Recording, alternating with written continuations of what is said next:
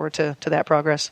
What's it been like having her sitting next to you during these games? Yeah, well, I like it more than she does because I think that. Well, she seems to be very enthusiastic. She is. She's been outstanding. Because I think, you get to a certain point in your career, you've gone through surgeries, you've gone through it all, and you push through, and she could be feeling sorry for herself. Because I know she wants to be out there, she wants to hoop. That's what she does. But in absence of not being able to play, she has been really, really good in being a mentor to many of our players, and she has a lot to say. Which is really valuable because, again, it's a different level, when I say it or an assistant coach says it versus, Simone saying it. And, even though she's not quite in the trenches with them, she understands what they need to hear when they need to hear it.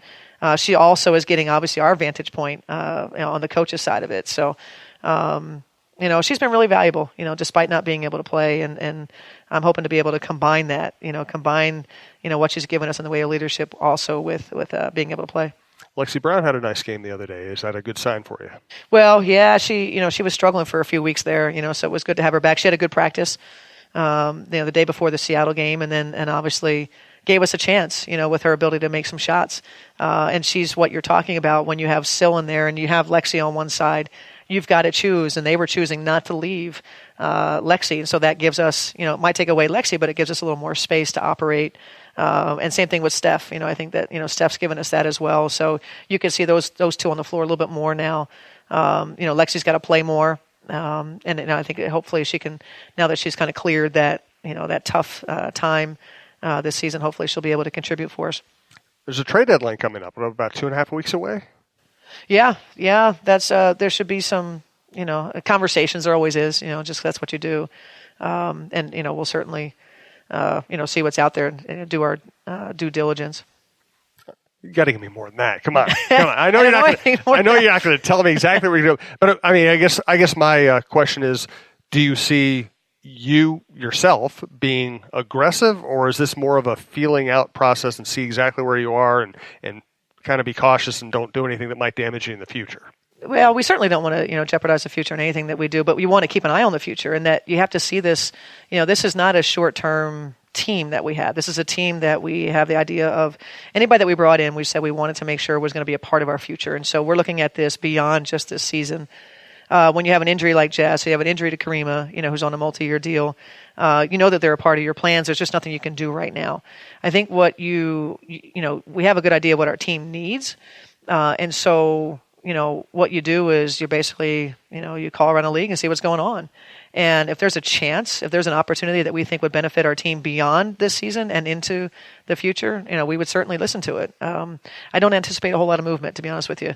But, you never know. You get players that understand the trade deadline's coming, and maybe they, request an opportunity to be somewhere else. So you just, you stay in conversations and we're not in a place where we'd be afraid to do something. Because again, this is beyond just a season. We want to, make sure that we're built, going into next season and the year after. Thanks to Cara Quinn, CARAQUINN. You can find her. You can email her, cara@brickandbanister.com. That's Bannister with one N. You can find her on Facebook, on Zillow, and Instagram. You know how the world works. Just Google her. She'll pop up. Her path through real estate began in Rome, where she lived and worked for nearly a decade. Living there gave her appreciation for the most beautiful and ancient cities, and it left her with a deep appreciation of design, style, and craftsmanship. She moved back to Minnesota. She got involved in education leadership. She became fascinated by the hunt for the perfect home, so she can help you find the perfect home for you. Cara Quinn, 612-203-7657, or cara@brickandbanister.com. So Kathy Engelbert is taking over pretty much, as we speak here. What are your hopes and what are your thoughts on her taking over? Well, my thoughts are, I'm excited mostly because she's a South Jersey girl, and South Jersey girls know how to do it. So naturally, we're going to have a strong connection. but I think she's got her work cut out for her. I think she's going to come in pretty darn excited. I don't love the idea that the season's halfway over and we're just now getting her on board, but nobody asked me that. And I think that obviously she has a lot to deal with right off the bat. She'll get to enjoy the All-Star experience, but then ongoing investigations and that sort of thing that she's dealing with. But then also, that's got to be a small part of it. You got to deal with it, I think, pretty swiftly and then get to the task at hand. I think, a president, or in this case, a commissioner, is going to be judged in terms of her success, is going to be judged on her ability to advance the game business-wise.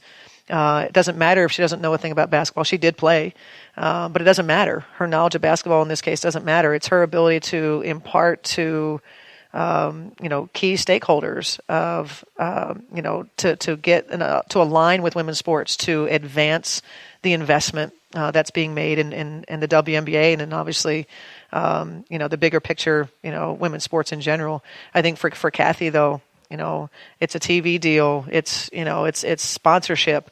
That's what she's going to be judged upon. There's talk of expansion. I have no idea whether it's true or not. Most of us haven't heard a thing. It would be nice to have an understanding if expansion is on the horizon. As it could be relocation and not expansion, or maybe we're ready for two teams. Those are all things I think that are on her plate immediately is to learn what's happening there. Because the Toronto folks are talking about like this is happening, for next season. They're going to be ready, and that may be true, but the teams don't have that knowledge yet. Two things jumped out at me. I follow a bunch of WNBA accounts on Twitter, and two things jumped out at me today. One was a story just detailing how The Athletic, Bleacher Report, Slam Magazine, a bunch of publications have jumped in on WNBA coverage, and the WNBA does seem to be getting more and more diverse coverage than it's gotten in the past. Then I also had somebody tweeted this fact out. 381 current WNBA players make a total of $28 million. Jimmy Butler this year will make $32.7 million. Yeah. Well, we only have 144 players in our league, so it's probably a little bit better. Maybe. But that's, and then obviously this, the pay gap is a topic, right? And so I think it's not apples to apples. Jimmy Butler in the NBA is not the same as Sylvia Fowles in the WNBA. What needs to change is as I mentioned with Kathy Engelbert, in terms of getting people to understand investing in women, we have to change how we think about women in sports, women in business, women in politics. That's not an easy task, right? As you know, look around the country. And just look at sometimes the comments that people are making about women who want equal pay. What we're saying about them, or what people say about the WNBA, the naysayers, saying, stop taking handouts from the NBA. And it's, handouts are given to men all the time. Okay, we call it handouts. It's called an investment. You're investing in a brand new stadium that taxpayers are paying for, and so it's not viewed the same. And so I think that's probably some of the frustration for women is you can't pay us equally in terms of comparing the NBA versus WNBA. It's not the same. You have never heard any of our WNBA players saying, "Pay me the same as Jimmy Butler."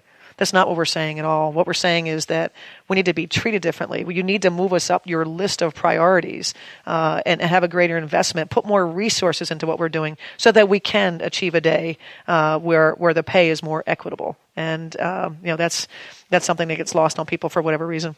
Well, I still think, and you might not even quite agree with this.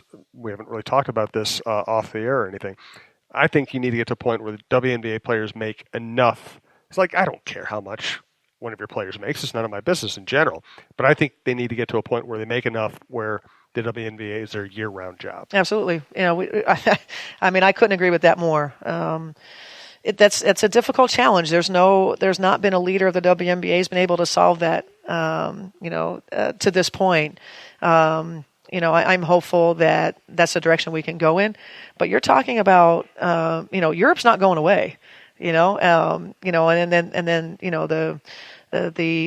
the number of players that we have that are naturalized citizens of other countries.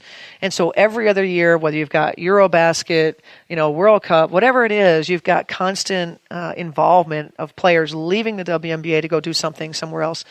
I couldn't agree more that we've got to find a way to say that the WNBA is the priority. There's not as much money overseas as there once was. So it's a bit of a myth that there's all this money over there and all the players only want to play there. The Russians found other things to spend their money on, if you know what I mean. They have. And so, I mean, I think we can get singularly focused. You still have USA Basketball. So there's 3 entities that these players are involved in. But for the good of our game, for the good of the product of the WNBA, for the best league in the world, we have to tilt the scale financially, like you said, to make that something for a player would say, I'm going to stay here and only play in the U.S. That'll be real progress once we get to that day. We're going to give Cheryl next week off. We'll talk to her the last few days of this month and get back on schedule. Thanks again to Cara Quinn, local realtor, Shelley Bean, the Sports Queen Sportsbooks, and Gloria Ramsey's successfulmarketinggroup.com. I always struggle to say that, but it's a great company. Final thought, Cheryl. Oh, you sprung that on me. Well, I was sitting here looking at Las Vegas's statistics, and so thinking about the Vegas game and how we're gonna defend them. Bill Lambier's got a team that's just so good at scoring in the paint. They get fouled, so what they do really well. Analytics be damned. This is not a team that has jumped on the analytics train. They shoot the fewest threes of any team in the league, but it doesn't matter. They're number 2 in points per game. Their pace is number 1 in the league.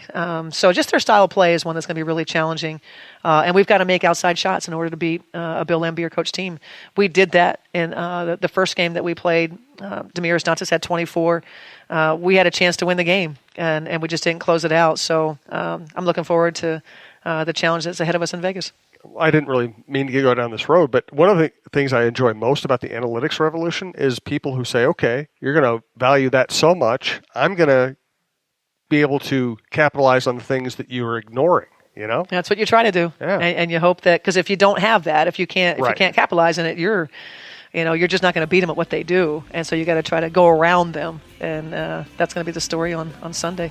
Well, enjoy Vegas. Thanks for everything. We'll talk to you in a couple of weeks.